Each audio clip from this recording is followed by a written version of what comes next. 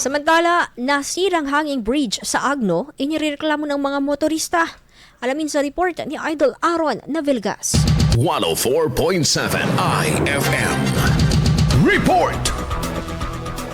Inirereklamo ng mga motorista ang nasirang hanging bridge sa Barangay San Juan, Agno, Pangasinan dahil sa peligrong dulot nito at kawalan ng anumang babala sa lugar. Nitong Miyerkules, isang motorista ang muntik nang mahulog sa tulay matapos umakyat sa daan at madiskubreng putol na ang bahagi ng tulay. Delikado umano lalo na sa gabi ang pagdaan dahil hindi agad makikita ang kondisyon ng tulay mula sa paakyat na bahagi ng kalsada. Ayon sa pahayag ng ilang residente, nasira ang naturang tulay pagkatapos ng pananalasa ng bagyong noong Hulyo, ngunit hindi pa rin ito naayos hanggang ngayon.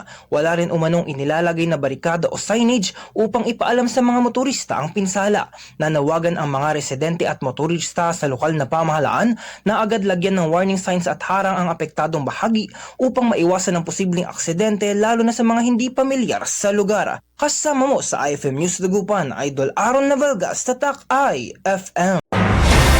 IFM News. IFM News.